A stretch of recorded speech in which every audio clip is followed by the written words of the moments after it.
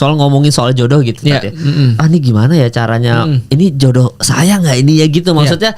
Apa yang ini, apa si A, si B, akhirnya sholat istikharah itu memang se-works itu Tat. Saya meyakini bahwasanya tadi ya kita harus tahu dulu tentang masalah itu, pembahasan panjang tapi saya coba singkat ya. Singkatnya begini, bahwasanya jodoh itu adalah sesuatu namanya takdir, dan takdir itu nggak usah dipikirin. Di dalam Islam kita tidak diminta oleh Allah untuk mikirin masalah takdir. Kenapa Mas lahir dari keturunan Arab? Itu nggak usah dipikirin, itu takdir.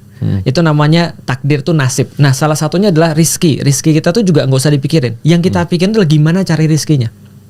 Tapi jangan pernah mikirin rizkinya. Rizki itu sudah di tangan Allah. Nah, contoh misalnya, kalau ada orang bilang, saya ini rizkinya dapat miliaran atau dapat jutaan, itu salah. Karena kita lagi mikirin takdir. Sedangkan takdir itu sudah ditentukan dan gak usah dipikirin. Tapi pertanyaan yang benar adalah gimana caranya agar saya bisa dapat miliaran? Atau gimana, kenapa saya cuma dapat jutaan, bukan puluhan, bukan ratusan?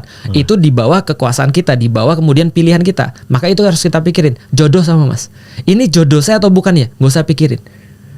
Karena jodoh itu takdir. Yang harus dipikirin adalah saya mau kemana, saya perlu kayak apa. Nih sekarang saya tanya Mas. Oke. Mas keluarganya punya istri berapa Mas? Keluarganya punya istri. Istri ada berapa? Istri keluarga nih. Bukan. Istri saya. Ya satu. Ustaz. Anaknya? Lagi hamil. Alhamdulillah. Mobilnya apa Mas? Saya Baleno Tat. Oke, berarti 5 seater. Iya, 5 seater. Saya punya istri 1. Oke. Anak saya 4 Mas. Berarti ada 6 orang. Iya. Menurut Mas mobil saya sedan atau 7 seater? 7 seater harusnya. Betul. Itulah namanya pasangan Mas. Pasangan itu kita rencanakan dan kita tahu kita tuh mau kemana. Pasangan itu kayak mobil Mas, persis. Jadi jangan tanya dulu, ini kira-kira sedan ini jodoh saya bukan ya? Mau ini bakal mobil saya bukan ya? Atau misalnya saya sukanya karena saya pemain Need for Speed, saya sukanya Lancer. Saya suka Lancer 9, tapi saya nggak pernah beli Lancer 9 Mas. Kenapa? Karena saya cuma bilang ya saya suka, tapi ini bukan untuk saya. Kenapa? Ya jelas karena anak saya 6. Kalau saya beli kendaraan Lancer. Saya satu-satu Lancer, anak saya nggak masuk Mas. Nah berarti perempuan itu atau kekasih kita itu atau istri kita itu atau pasangan hidup kita itu tergantung visi kita mau kemana. Kita tuh mau kemana sih sebenarnya? Kalau mau ke hutan jangan beli mobil sedan. Kalau mau untuk jalan jangan mobil off road.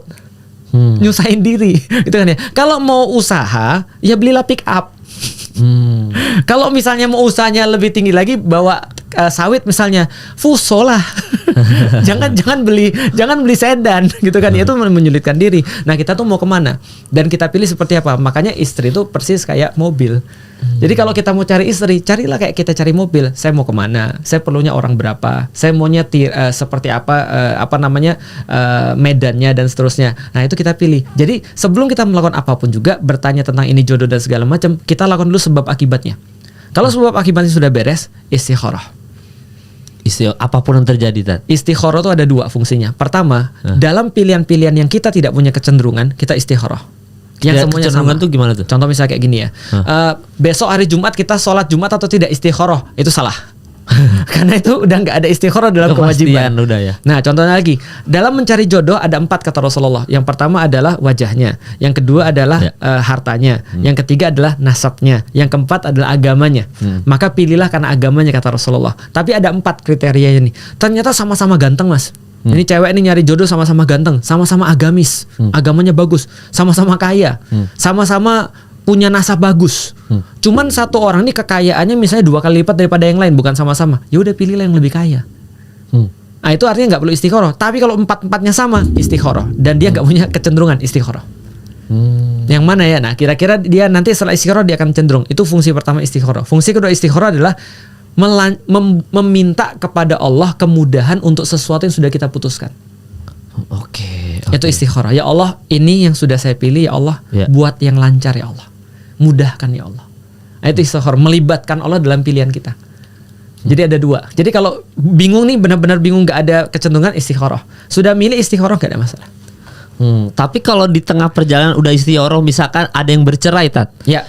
Itu berarti terus ketemu sama perempuan atau laki-laki yang lain dan ternyata itu lebih long lasting. Berarti yang awal ini salah jodoh gitu. Jodohnya udah selesai. Oh, Itu jodohmu, dan jodohmu udah selesai ketika kamu bercerai sama dia. ada begitu Tat? Ada. Jadi jodoh itu, takdir itu adalah milik Allah. Maka kita nggak usah mikirin. Berarti kata orang, Ustadz kalau memang itu jodoh dia, kenapa dia bercerai sama orang itu? Berarti jodohnya sudah sampai di situ. Sudah selesai sampai di situ. Dan dia harus berjodoh lagi dengan orang lain, bisa jadi. Oh bisa begitu Tat? Bisa begitu, makanya nggak usah dipikirin.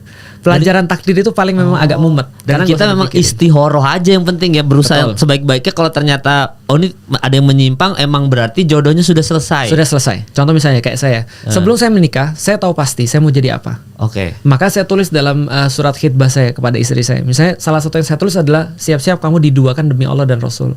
Saya nggak tahu saya jadi kayak apa, tapi pengennya saya akan memberikan kajian dan segala macam. Berarti saya nggak di rumah lama dong. Berarti kamu mau nggak sama saya kalau saya nggak di rumah?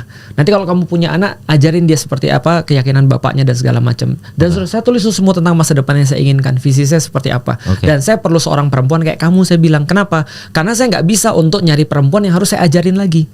Saya harus nyari perempuan yang sudah siap, yang sudah jadi, yang sudah dibina, tinggal dibini.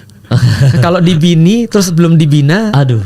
nanti kalau nggak bisa dibinasakan. Astagfirullah. itu guyonan. Nggak usah. Siap, Nah, saya cari istri yang sudah siap. Ya, ya. Dalam bahasa saya nyari istri yang diajak lari, bukan yang sore geret-geret lagi.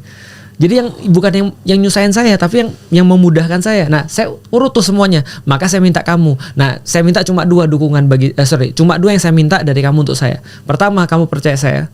Yang kedua, kamu dukung saya selama dalam dakwah. Dan jangan dua. Cuma itu aja. Karena saya sudah kasih tahu visi saya apa, lalu kemudian saya minta dua, dan saya bilang jangan dua. Satu murtad, dua selingkuh. Selama kamu nggak melakukan dua ini, it's negotiable. Nggak ada masalah. Kamu nggak bisa masak, nggak apa-apa. Kamu nggak bisa nyuci. It's not a problem.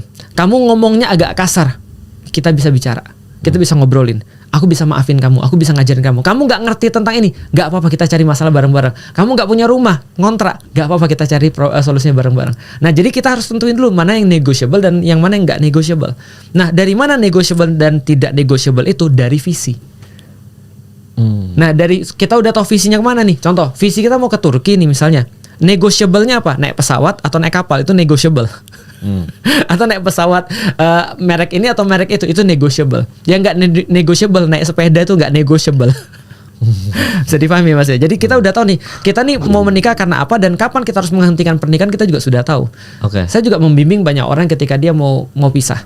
Dan ketika mau pisah, saya tanya dulu biasanya, kamu nikah karena apa? Oh, saya nikah tuh karena belum ngerti agama. Ya udahlah ya, gitu kan. Terus sekarang saya mau nanya sama kamu, kenapa kamu nggak mau nikah sama dia? Karena dia nggak bisa begini, karena nggak bisa begini. Oke, mana bisa negotiable, mana nggak bisa negotiable dengan visimu yang sekarang. Kadang-kadang ada yang bisa balik lagi. Kadang-kadang ada yang nggak bisa balik lagi. Dan kalau benar-benar itu nggak bisa negotiable karena benar-benar dia sudah punya visi yang berbeda, biasanya setelah cerai pun satu nikah lagi dan sama-sama baik. Dan jadi berarti bukan aib juga kan, gitu maksudnya. Jadi ya tergantung negotiable dan unnegotiable-nya itu.